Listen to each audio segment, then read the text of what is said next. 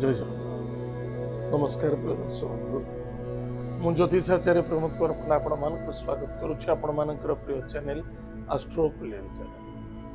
प्रिय दर्शक बंधु, जो व्यक्ति मान चैनल को देखुंटे सब्सक्राइब करना सब्सक्राइब करूँ, लाइक करूँ, अधिक अधिक शेयर करें। आसतु जाना मासिक राशि 1 जून 2026 रु 30 जून 2026 मसीहा सन 2026 मसीहार जून मासटी जो व्यक्ति जन्म जातक राशि हूँ कुंभ राशि, अन्यथा जो व्यक्ति जन्म जातक लग्न हूँ कुंभ लग्न। जदि आपण पाखे जातक ना नाम राशि हूँ कुंभ राशि, निश्चित रूप से आप देखा अत्यंत आवश्यक।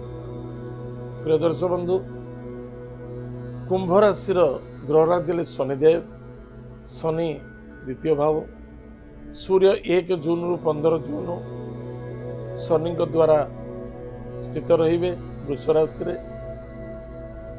पुनः 15 जून रु 30 जून पर्यंत सूर्य मिथुन राशि को गमन करें।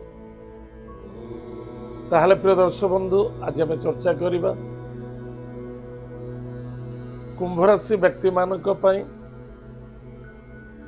पराक्रम क्षेत्र में विजय प्राप्ति देखा दो। कौन सी भी कार्य ए मासरे करने को चाहूँगी आपण बहुत सुंदर चांस अच्छी करें, निश्चित सफलता देखा दे। चाहे भाई भौणी मित्र सहयोगदा जार भी हो ना कहीं हो न हो, जे चेष्टा करंतु निश्चित आपण मनोकामना पूर्ति देखा। गृह कार्य टिके बाधा आसी पारे, बा पारिवारिक बंधु बांधव मध्य सहयोग करी लास्ट को कौन से निर्थकता देखा दो, लास्ट के बदनाम होबार संभावना देखा दो। जदि कौन सी कार्य संपूर्णता करें ना केबे से कार्य हाथ लगा एवं जो कौन से स्थान रे आपण जॉब करूछंती, कौन से बंधु बांधव कौन से व्यक्ति को नहीं से जॉब रे जॉब दियंतु ना, सदर आपण ब्लेम हेबे। भविष्य रे अनेक प्रकार समस्या कष्ट रे सम्मुखीन ब्लेम हे पार। विद्यार्थी विद्या क्षेत्र सफलता अर्जन करेंगे, लव मैटर सफलता मध्य देखा दब एवं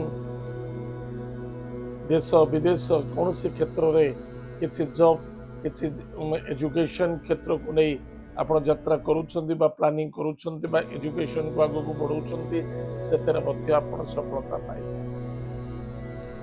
जो व्यक्ति मानक पई विशेष करी किछि अर्थर आवश्यकता थिला, बैंक रो लोन हे पारु नथिला कौन सी मतरे, ताहा मध्य सफलता हवा को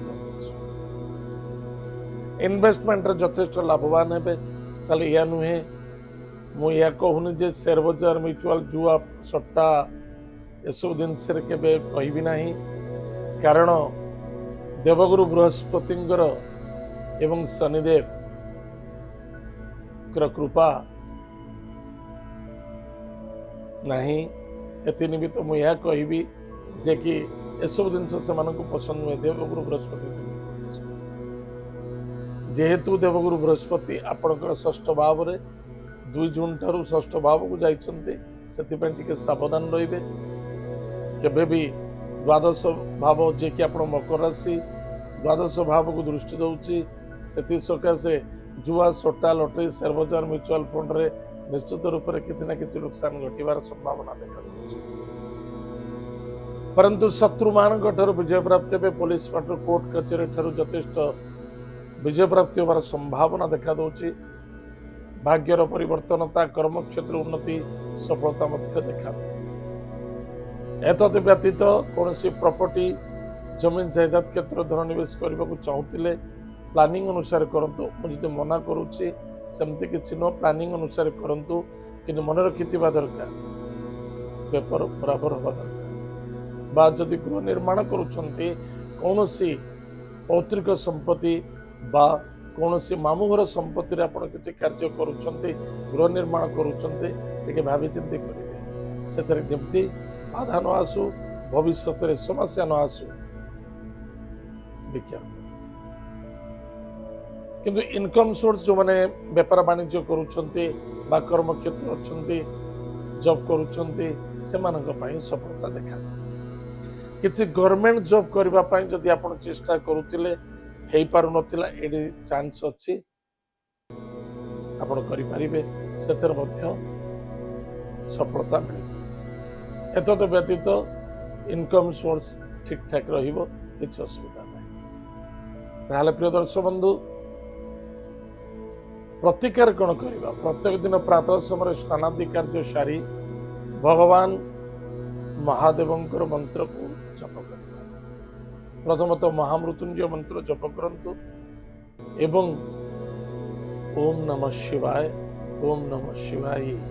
ये दुईटी मंत्र को जप करंतु 108 प्रत्येक सोमवार गुरुवार एवं शनिवार दिन औषस्थ वृक्ष मूल जलगुड़ दान करंतु प्रातः 6 ରୁ 8ଟା ମଧ୍ୟରେ ନିଶ୍ଚିତ ରୂପରେ ଆପଣ ସଫଳତା ମିଳିବ ଆନନ୍ଦ ମିଳିବ ବିଜୟ ପ୍ରାପ୍ତି ହେବେ ବା ସେଠି ଉତ୍ତମ କରିବେ ପ୍ରିୟ ଦର୍ଶକ ବନ୍ଧୁ ଏତ ଥିଲା କୁମ୍ଭ ରାଶି ବ୍ୟକ୍ତିମାନଙ୍କ ପାଇଁ ମାସିକ ରାଶିଫଳ ଆଜି ତ ସମୟ ଯାଇଛି କାର୍ଯ୍ୟକ୍ରମକୁ ଆମେ ଏଇଠି ରଖୁଛୁ ପୁଣି ଦେଖା ଜୟ ଜଗନ୍ନାଥ ନମସ୍କାର।